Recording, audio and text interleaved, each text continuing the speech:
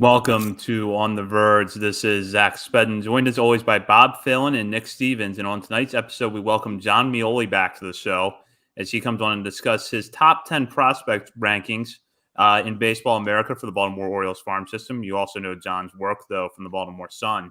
So we'll hear from him in a few minutes. But first, On the Verge is brought to you courtesy of Mercer Floor and Home Carpet One.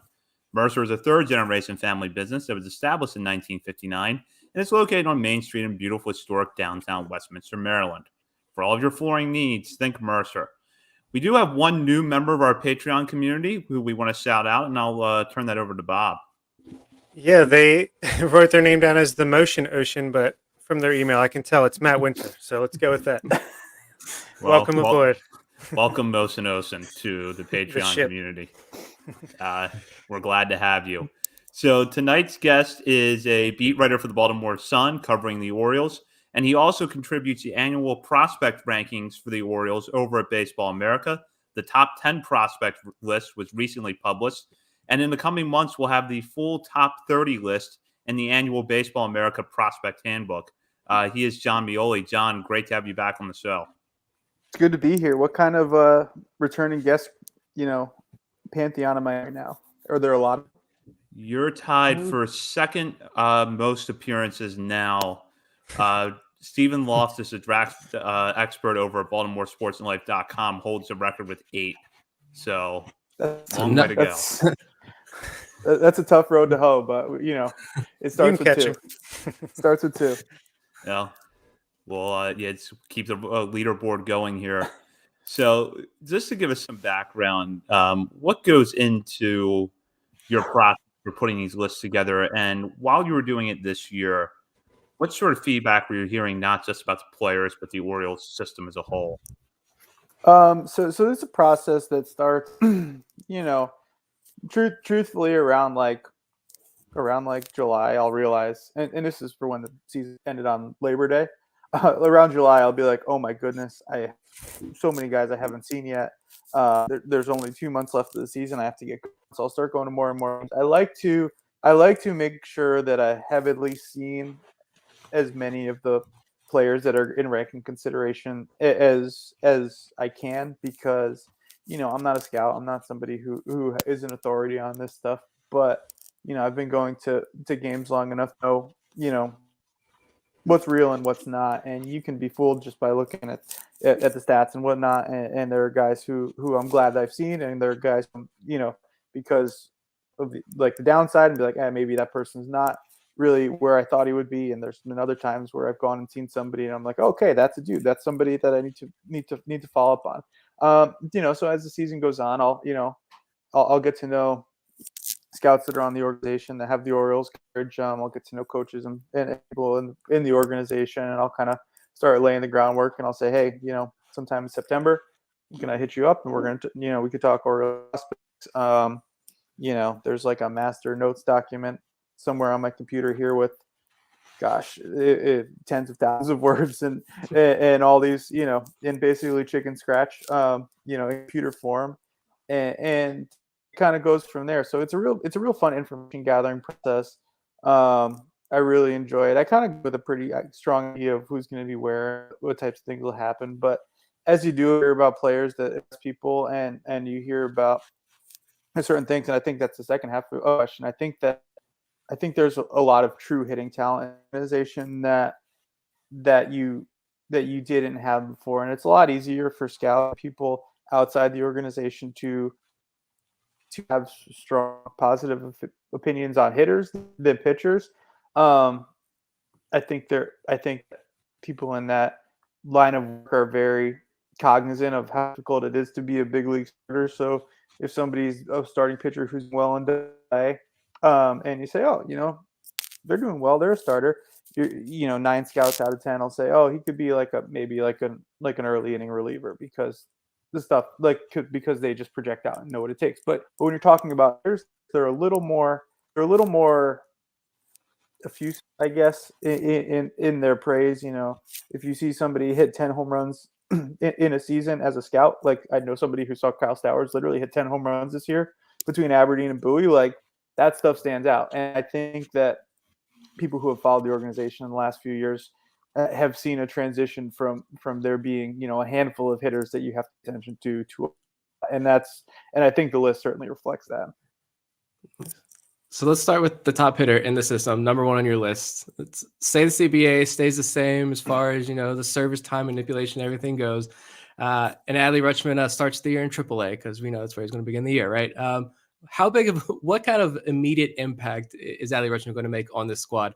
And I guess, do you think he actually is the opening day catcher for the Baltimore Orioles next year? Well, they have no catchers right now. So if the season started tomorrow, he very well might. I think it's going to be, I think it's going to be a real significant impact when the time comes. He's Adley Rutschman. He's very lucky. He's somebody everyone knows a lot about and everyone's following, pretty closely what's going on this season. And I found in this process, there was that stretch where I think he had where he walked 10 times, but he didn't have any hits, or he had one hit, and he was just going through a rough patch. And you find out that he was basically in between. He's like, all right, I'm just going to figure out what my betting is and go and rebuild it mid-season and where I'm making contact, where I'm catching the ball. And he just goes off from there. And that's the type of thing that even though the Bigs are going to be challenging, he's going to face the best pitching he's ever faced. He's going to be able to figure out. He's going to be able to do it. And the Orioles, to have a hit, is going to immediately, lengthen their lineup by going batting fourth and protecting Ryan Mountcastle and moving some of the guys who shouldn't be batting in the middle of the order down. That's going to be help.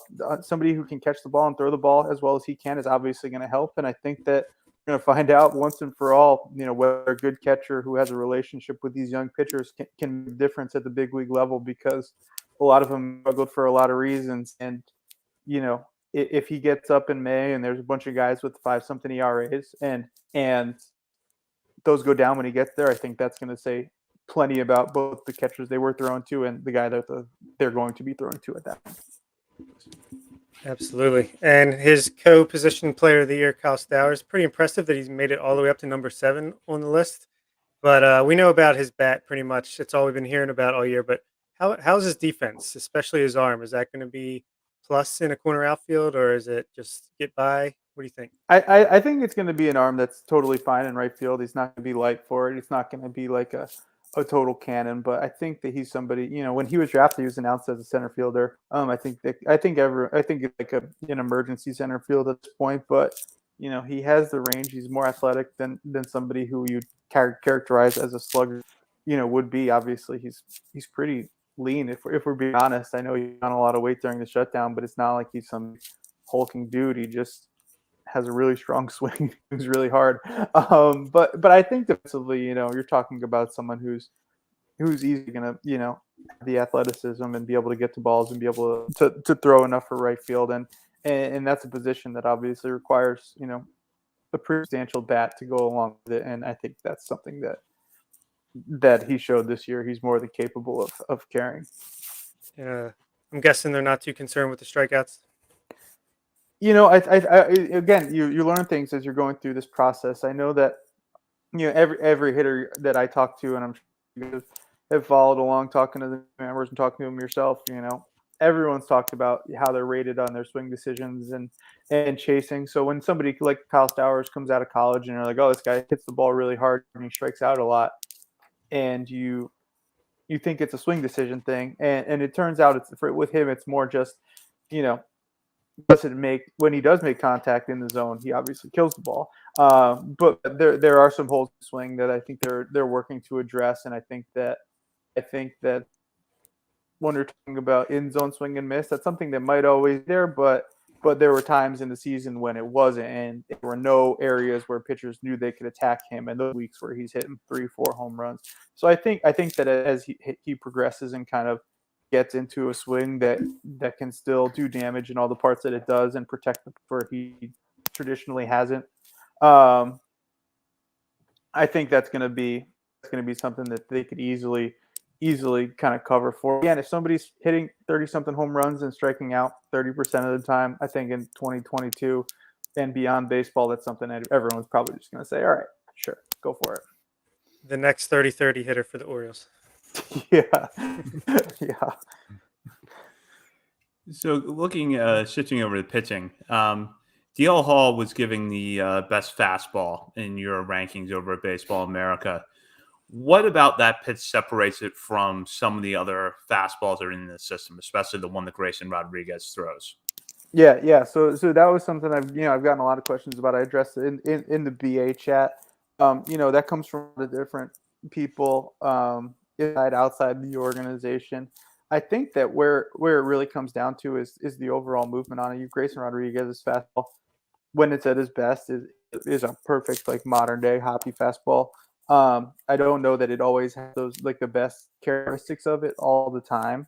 And when he gets hit, it's on the fastball when he leaves it in the zone. And I think DL Hall, if he had pitched 20 something didn't do what he was supposed to, or ended up Falcon, and you probably could say the same about his fastball over time. But I think the combination of the left-handedness, to be truthful, in terms of grades, I know that there's a different scale for left-handed pitching at Baseball America than right-handed pitching.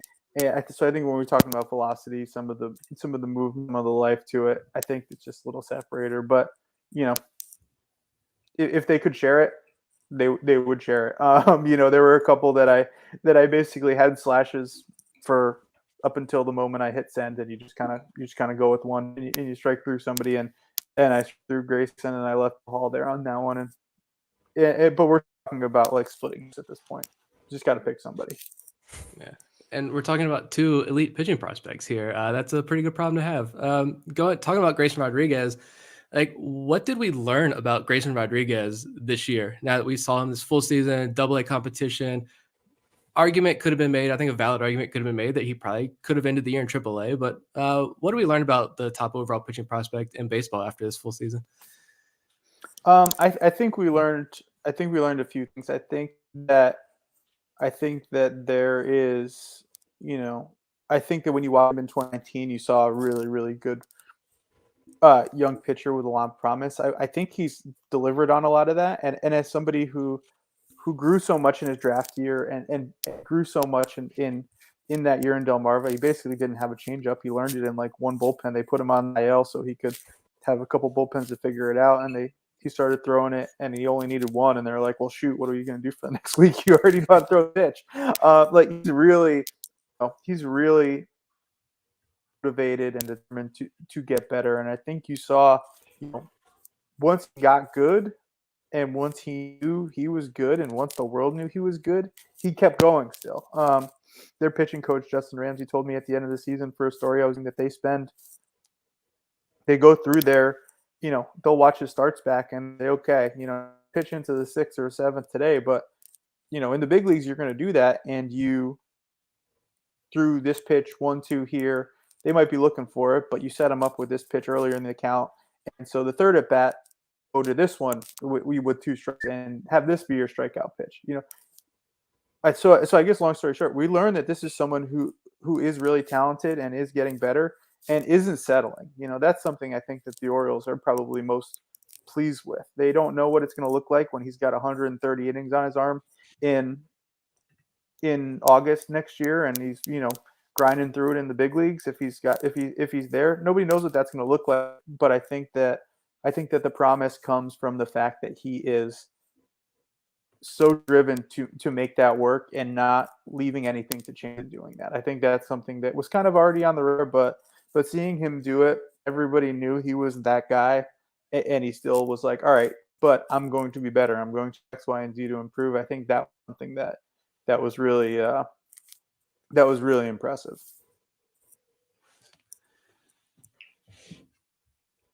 Some water, sorry. Zach, I guess I'll take this one. Yeah, go ahead. Okay.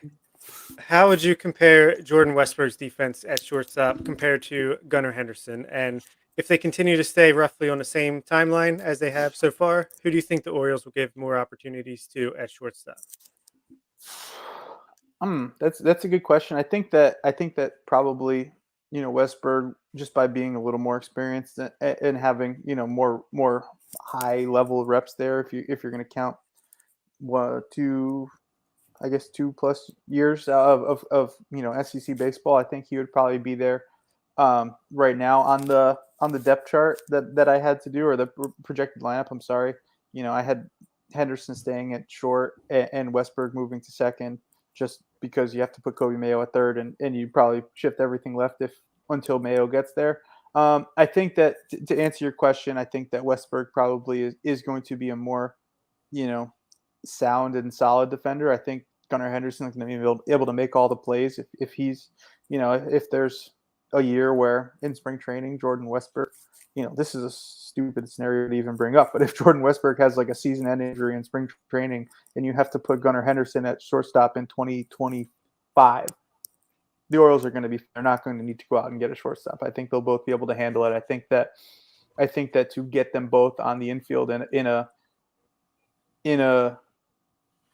a sorry, I'm moving my hand. It's like weirdly just showing up in the screen.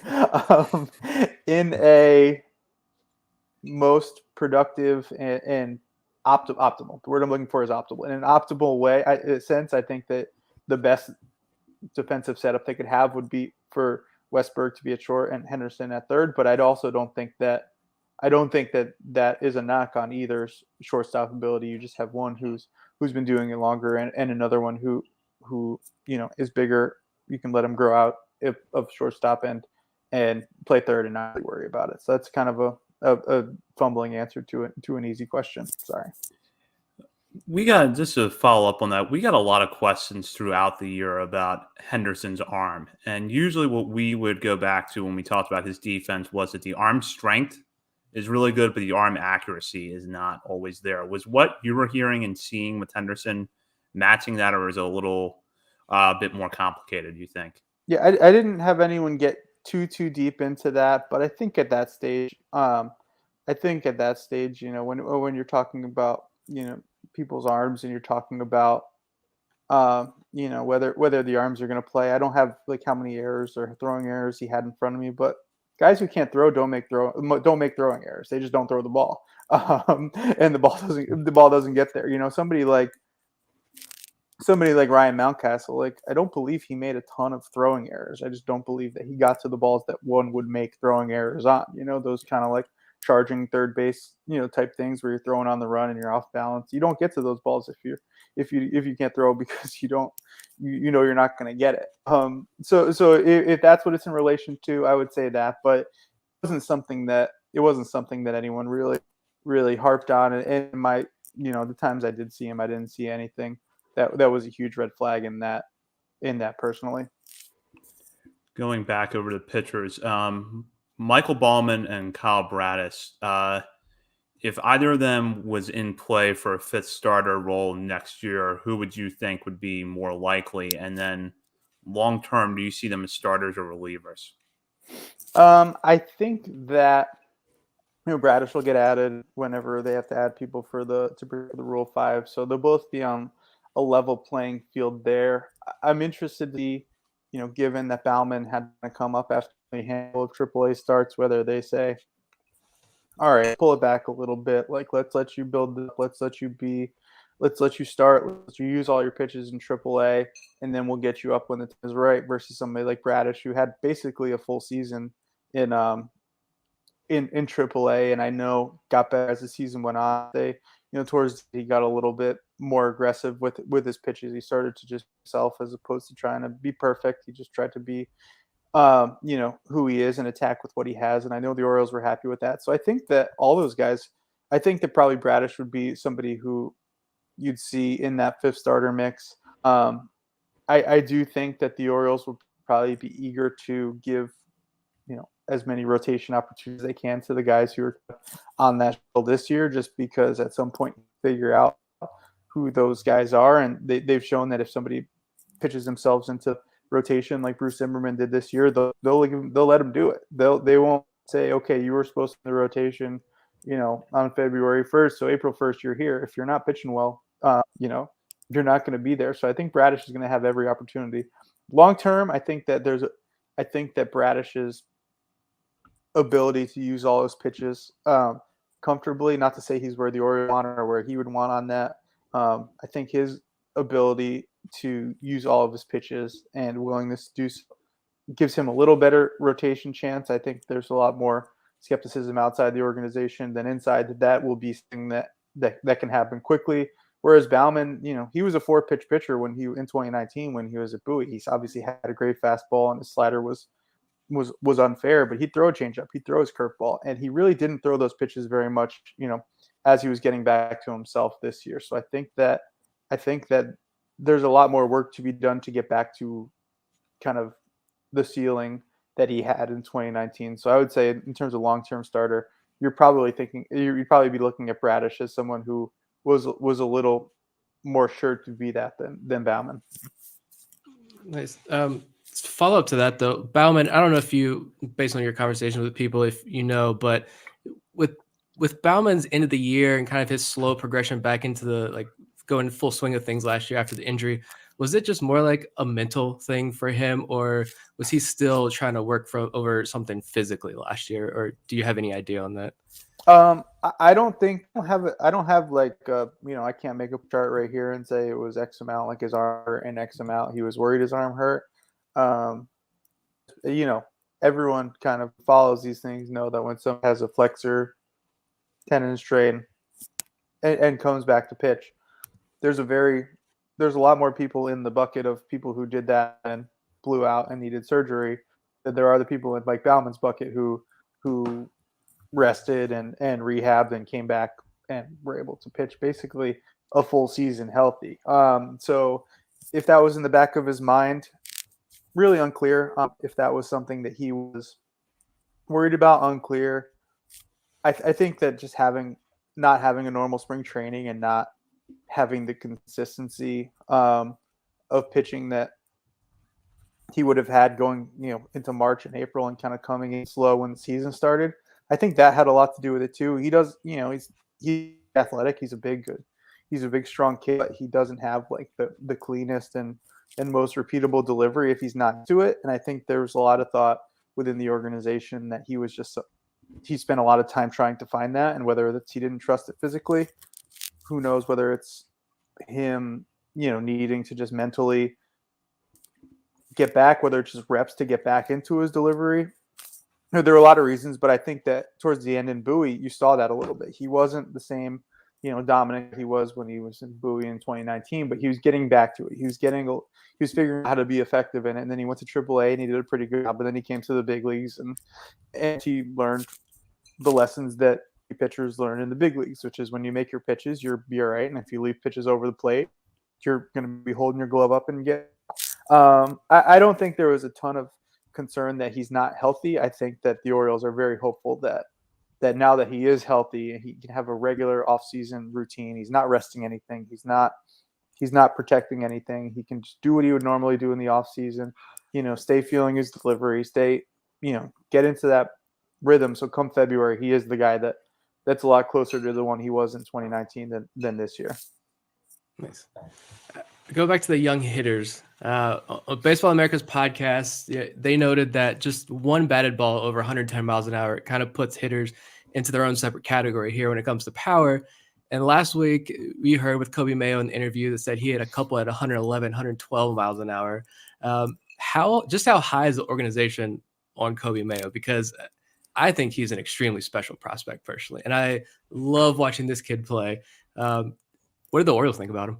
Yeah, they obviously are really happy with how his went. And truthfully, part of the reason, I told you I had I like the list, kind of mapped out in my head, like in the teens. And then I talked to somebody who had seen Delmarva, and he asked if Kobe Mayo was in the top 5. And I was thinking to myself, I was like, no. But then I thought about it, and I'm like, well, he's not in the top 5, but are we selling the fact that he started in the FCL, which he might not if he didn't get hurt? Are we selling that short a little bit? Is this somebody who would have had a better season and just ended up being fortunate to the extent someone can be fortunate to have an injury and need to be in the FCL and remake himself? So I think that having seen that went into drafting him, I know the scouts spent a ton of time on him because you don't see somebody who hits the ball that hard come around very often. As an amateur, he didn't get the ball in the air very much. He'll be the first to admit that. He's somebody who he wants to hit the ball and he wants to hit it over somebody's head. And if it goes over somebody's head, there's a chance it goes over the fence. He's the first person to admit that, but he wasn't always that guy as an amateur. But the Orioles kept on him. They followed him around showcases. They tried to see him, when his team was playing during shutdown, and they stayed on him and they locked on him and they got him. And then they brought him into their hitting program. And unfortunately, last year at Instructs, as somebody who hadn't played in a long time, kind of the same way Gunnar Henderson went to the alternate site and was just kind of matched because he was a young guy with older players, and he he wore it and he worked and he got better and he came out of it. So they're excited coming out of instruction camp last year. Gets hurt, but as he's coming back from that and not able to play in games, the Orioles were really happy with how he learned a workout, not learn a workout routine. That's the wrong way to say it. He got into a habit and a mindset of really like working on his body and working on the balance stuff they try to do and keeping himself and his core and his body right so that he can have the kind of swing that they wanted. And he started kind of a holistic deal, and he started lifting the ball and hitting the ball in the air. For somebody who's big and tall and a little lanky, long is what they'd say. Didn't strike out a ton, and he just kept hitting the ball hard in the air. It was a good approach. He still take a walk. Something I think is a really interesting trajectory. And the reason, and I ran this by some Orioles people, and they didn't think it seemed too crazy when I said, if we're sitting here this time next year and he had the Gunnar Henderson as where he started in Delmarva and a lot of time in Aberdeen, and in September he's up in Bowie, would anyone really be surprised? And I don't think anyone truthfully would. So that is a top prospect. That is somebody who, if you're going to be 20 years old and hitting well and in high A at some point next year and pushing to get to double A, that's something really impressive. And I think the Orioles know that they have that on their hands. They're pretty happy with it. That's very exciting. Were there any notable risers that aren't evidenced by a spot inside the top 10? And, just how close was it between Mayo and, say, the guys that are 11 and 12? It was close. I think once I locked into Mayo being that guy, it was like, all right, I'm just do it. But Mike Balman was in that mix. Connor Norby was in that mix. It's weird for somebody picked where Norby was not to be in the top 10, but kind of just the state of the system right now. It's no indictment on him. It's just there's way more keeping him out of than meets the eye. I think that in terms of risers, Kyle Stowers was in the 20s last year. Now he's up in the top 10. Mayo was in the 20s last year. Now he's up in the top 10. Bratis was just outside. I think some of the ones who are climbing in the overall rankings from where they were in last year's handbook are the obvious ones. People who are following you guys know about. Taron Vavra took a pretty decent jump up.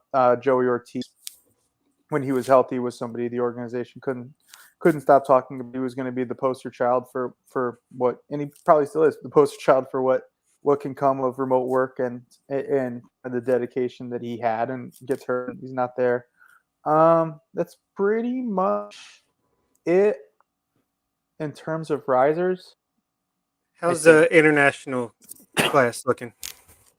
Excuse me. Yeah, there's a lot more of those than we had. Last year we had, in I believe 2019 midseason, we put Steven Acevedo in there. Last year we had, Luis Gonzalez in the handbook. He had kind of a tough year, but Michael Hernandez and Samuel Basato and possibly Anderson De Los Santos are all going to be, featured prominently in this.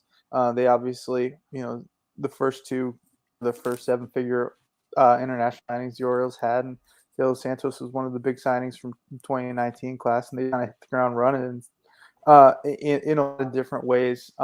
There's some interesting pitchers who have come stateside that I liked. And truthfully, Gene Pinto, somebody you guys have talked about plenty, is being there. Michel Desan is in the kind of all mentioned category. I think they did a really good job with some of the international trades as well. And as they're waiting for their own players to get here, I think those are going to be some interesting players to watch as the full teams next year. So you noted in your chat over at Baseball America recently that Connor Norby, John Rhodes, and Reed Trimble were possible top 30 guys on your full list, but at the time you were still gathering information about the draft class. What have you gathered so far about Rhodes? He seems to be the one draft pick who is hardest to identify as where he fits and where his future outlook is. Yeah, so I think, and you know, as I was thinking, I think that generally the Orioles, you know, they were pretty clear about it at the time, and it became clear talking to, you know, folks on the scouting side and sort of coaching them that there is a lot of physical talent there. You know, there's a lot of Colton Cowser types, guys who put the bat on the ball, have a good approach at the plate, do everything defensively.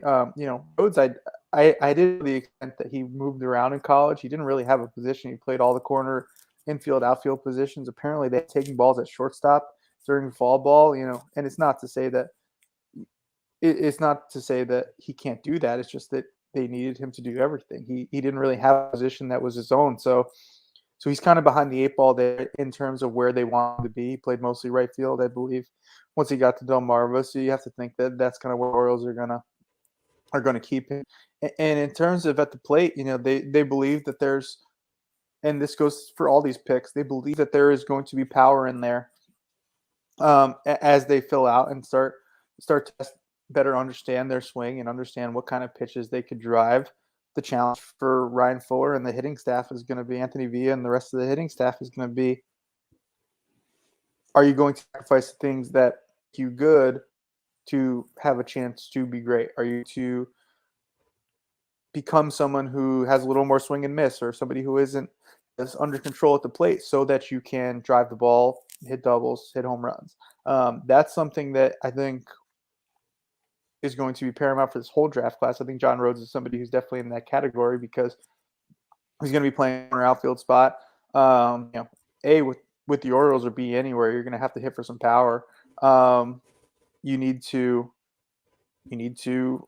be able to drive the ball. You need to be able to lift the ball. And there's going to be a lot of work done in the coming months, year or so, to get these guys to the point where they are best, you know, getting off their swing and not sacrificing any of the discipline that made, and the contact ability that made them, you know, attractive to the Orioles at this point. Looking at a guy they drafted a couple years ago now, he's back on the field, Heston Kerstad. It's been really amazing to see all the reports of Kerstad back to baseball activities. I know the Orioles are pushing out a bunch of content the other day, interviews. Love seeing that.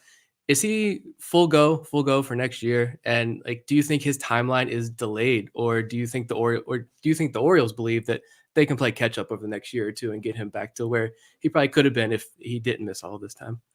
I would say that the way they handle this year, and maybe it'll be different when he is, you know, as you say, full go. I think that he's pretty close to doing everything that he needs to do. That was the impression I got from his Zoom call.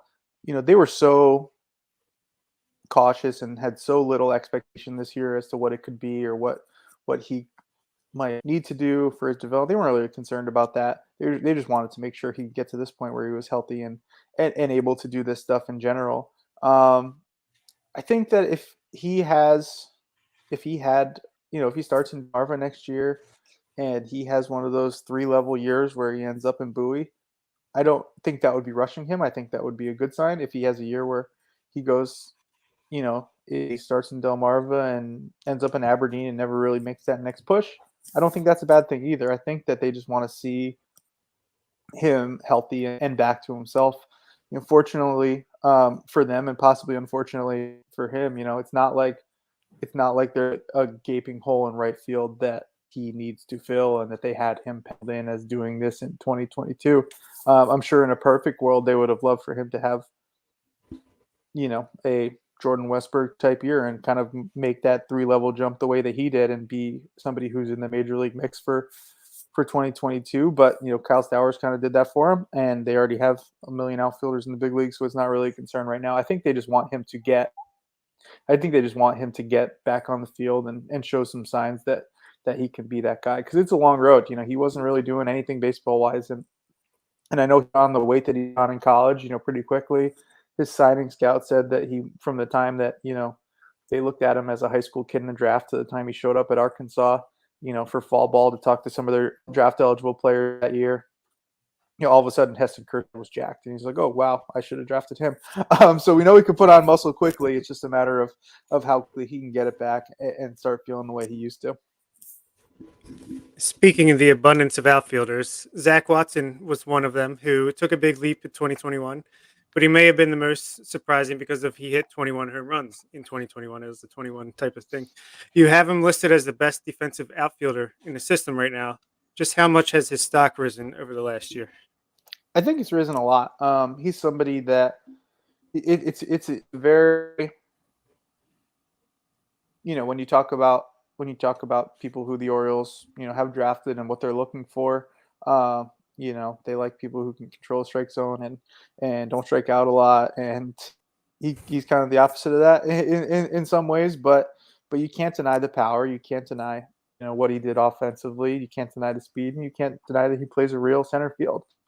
So it doesn't really matter that he doesn't fit any kind of special, archetype, but he's absolutely somebody who's put himself on the radar and has a chance to make that push. I mean, I'm fascinated to see what the AAA outfield is going to look like next year, because there's a lot of guys who need to be in it, and there's a lot of playing time that needs to go around. So I'm really fascinated what that looks like, but that deserves to be in that mix just by virtue of what he did here. I wanted to jump in real quick, Zach, before we ask that next one. One more prospect focus question there from your list. On your chat, you noted your surprise prospect is still, or the under the radar prospect was Brendon Hanfey. Listeners of this show, followers of mine, know that Brendon Hanfey is my guy. I've watched this kid since I was like 12 years old dominate the basketball court, football field, the golf course, everything. I really just want to hear your thoughts on Brendon Hanfey and just wax poetically about this pitcher that the Orioles have. Yeah. So he, I was actually looking at I was actually looking at that at last year's rankings and like the 31 through 40. I know I wrote up Hanfey. He was like the last guy, and he got bumped off for trades or something or other. But on the 30 through 40 thing, I just had the big letters like sleeper. And it's like, yeah, well, I don't want to say he was sleeper then, because I think he had an okay year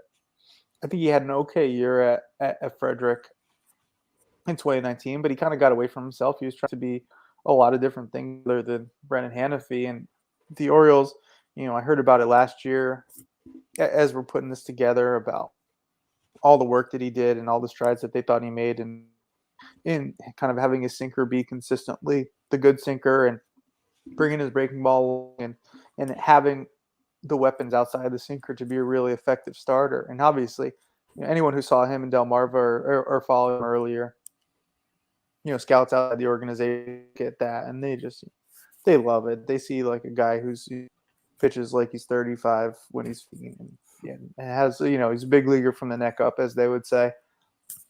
And they were just waiting for the stuff to come along with it. So the Orioles saw the improvements, and they saw what he was able to do in Instructs, and they saw he was at Instructs. They saw, the type of stuff he was doing at spring training, and they were really exciting. I think they saw someone who was going to be a real asset this year and have that AA time and be pushing up, into times this year, and unfortunately got hurt. But I think once he's back on the field, the middle of next year, their hope is that he's going to move.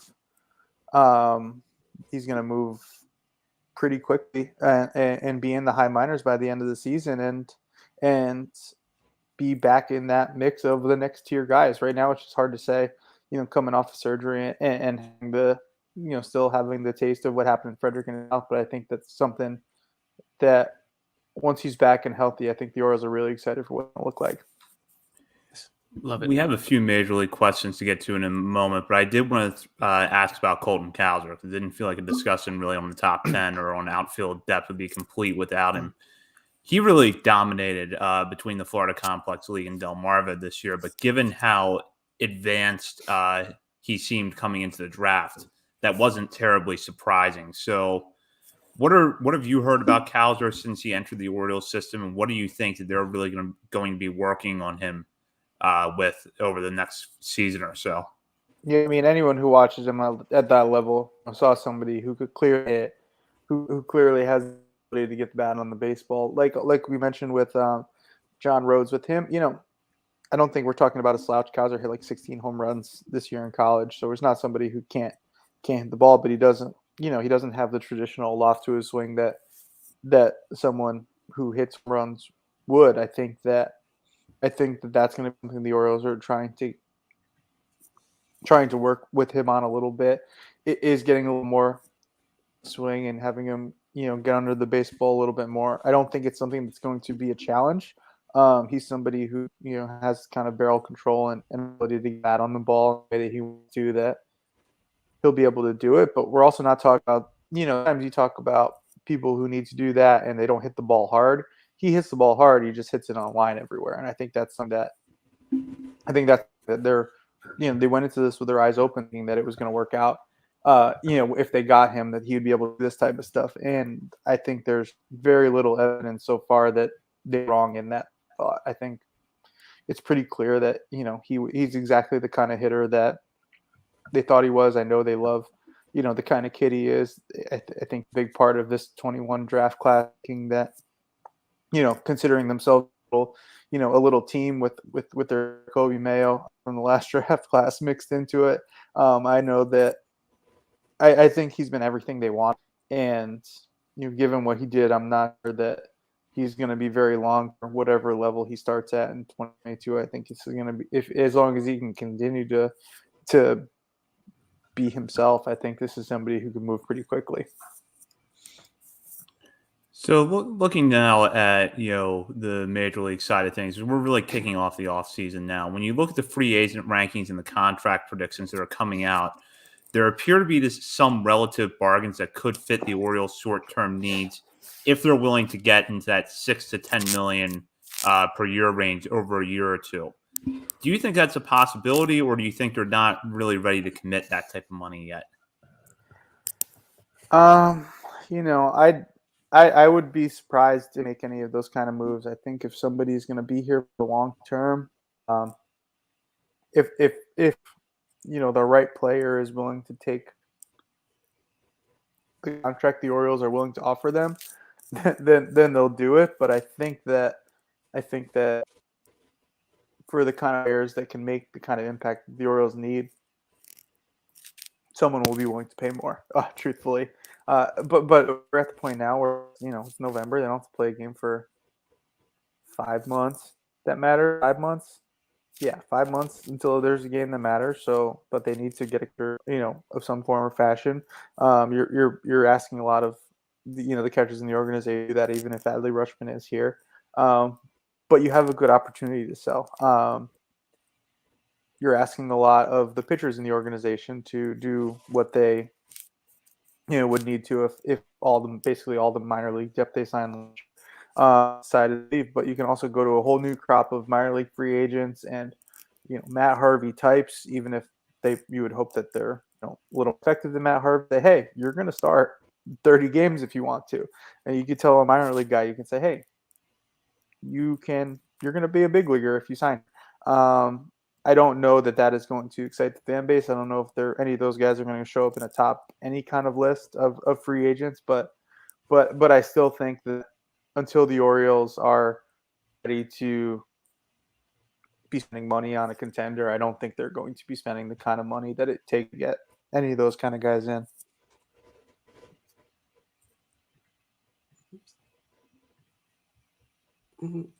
I guess we can go to listener questions. This first one, you kind of touched on this though, and this one's from pull up the list here. This is from Alex in the Patreon group, and he wants to know: are there any large moves, a la Jason Worth to the Nationals, that the Orioles could make, knowing that he doubts it, but he can dream? Yeah. What kind of you again? You just kind of touched on this, but what kind of player do you think fans can expect the Orioles to sign? Is like the type of pitcher or type of hitter the Orioles to sign? In terms of like who the Jason Worth type would be, or who they'll actually sign? Oh, Yeah. the Jason Worth type. I mean, I think that the answer is clearly Carlos Correa. I mean, you just go to him, and he's an absolute gamer. He's exactly the kind of guy they want. He's exactly the type of talent that they would need. He's not gonna shy away from the fact that they're rebuilding. He's gonna be like he'll have the experience of saying, hey, I know this works because, I have a ring. I don't know if those guys that doesn't look at the World Series ring. I think Bregman said he doesn't, but Carlos Correa, he would say, I've been through this. I know it could work, and he would also not allow to be an excuse that they're going through a rebuild, that they're not, in a position to compete. He'd want to grab the team by the scruff of its neck and say, hey, let's. And then it doesn't, I know there was a lot of online discourse. I didn't see a ton of it. I just know it was happening about like whether the Orioles should even bother to someone when they have first-time prospects. Obviously, if they have a chance to get a talented player like that, you do it and figure it out later. There are plenty of places for who plays shortstop at age 20-something to play later in their career. But the Jason Worth type would be him. I'm really, really scratchy right now. I'm going to really have some water. While you do that, let's bring up another question from Vivek here. He said, what is the feel right now in terms of the next steps with Trey Mancini? Or is it too hard to tell right now? It's a little hard to tell. I think that his arbitration number is a level the Orioles haven't gone to in a long time. I also think that if you're not paying Trey Mancini that amount of money, regardless of how the CBA goes, you're probably really dangerously close to, having the players union taking notice of how little money you're spending, because outside of that, you're probably spending like, if they're not paying him whatever it is, even if Chris Davis's number still on the books technically, you're talking about like in reality major league payroll that starts with a 2, and that's not 200. So I think that they're probably very cognizant of that. I think that they don't have a incentive to do anything in terms of getting rid of him, because it's not like he's blocking anyone. It's not like he's keeping anyone who needs to get at bats from getting at bats. As I noted in our positional, thing, I think that honestly the inflection point will be Rutschman comes up, because they'll have to keep somebody on the bench on the days that Adley Rutschman's not catching, because he's going to be in the lineup. So then you have to, pick between Trey Mancini and Mount Kessler. I think that's, an uncomfortable thing to have to do. But I think that, until you get to that point in June or whenever it is, having Trey Mancini in there every day to rebuild a little of his value is probably not the thing. But it's early in the offseason. If the Orioles were going to be dialoguing about any kind of settlement or outside contract, extension outside of arbitration, those things usually happen a little closer to the actual deadline, just because that's when people have the urgency to do it.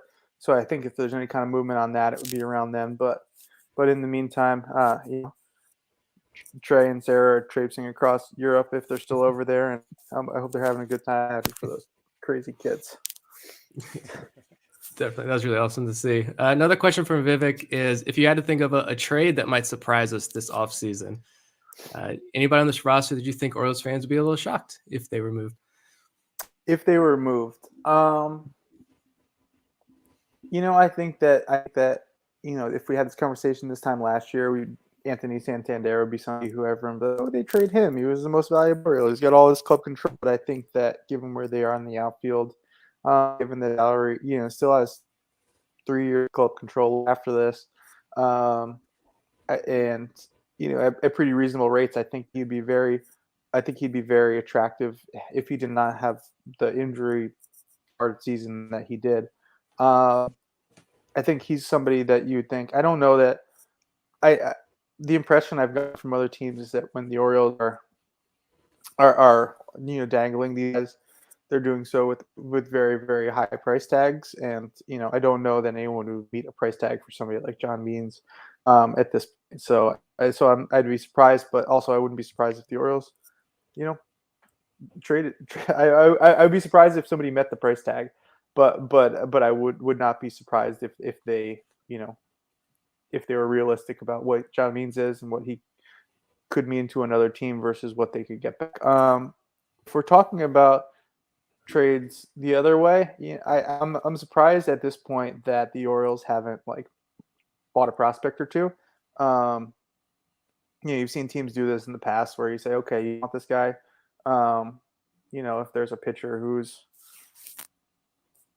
making $12 million and the team wants to go do something else with their rotation or wants to spend that money anywhere elsewhere, who knows if there is some kind of hard cap if teams have to be under it. The Orioles could be a team and say, hey, look, take your four-star who has a 4-something ERA and you don't want, and we'll pay him, 3/4 of what it is and give us a B- level prospect and a kid you just signed from the Dominican Republic last summer and the deal. I think the Orioles, I know it's not the question, but when you were talking about trades, it came up in my head. I think that's something the Orioles, it's probably a hard sell up the ladder to say, hey, we're going to take this team's big contract and pay this guy, $8 million to do so. But if you do that, you can continue to add to your top base and prospect base. And I think that was something they should be interested in. Not to say they are or not. I think they should be. Yeah, it's a good point. I think the closest thing we've seen with that is Alex Cobb and, holding on to some of that money to get Jahmai Jones. But the next question comes from David Adams. He says, ask John, what does he understand the main issues of the CBA to be for each side? What are the issues that each side would be willing to hold out over? In basic and like non-technical way, like both sides just want to win. They want to get one over on the other side. They want what they have and not give up a lot of stuff that they don't have. So the players are going to fight fiercely for not having a salary cap, for not having kind of spending limits on the upside or side for how teams distribute money that they make off the backs of the players. I think the owners want those kind of salary controls. Think that the owners want to keep, probably, if they're being honest, the arbitration system that pay $600,000 to somebody who wins the MVP award because he's just a young talent, and you don't have to pay when he's not that talented, when he's on the downside of his career. Excuse me. So I think those are really, going to be some of the sticking points. How players are paid and how early they're paid and how much they're paid are going to be the things that the players want changed quickly, because there's a lot of people in the Players Association and more every year who are making minimum. By the time they can make some real money, teams don't want them anymore. So they want to change that. They want to make sure that money is evenly distributed. And I think the owners are just going to want to keep salaries down however they can. They have a pretty good system to do that right now. So I think it's going to be a little ugly. Like I said, both want to win.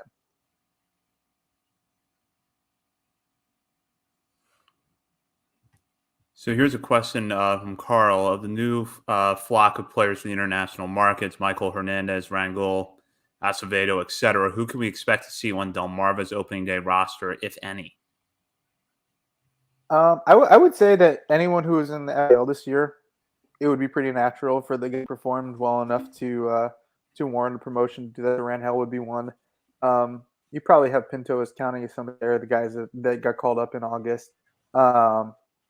Would September or August or late in the season would be part of that. So somebody like, Moises Ramirez would probably be somebody. I know he hit pretty well in the FCL if I'm remembering correctly, because there's also going to be people coming over from Latin America of that big 19 group they sent and all the players from 2020 that need to be part of that also.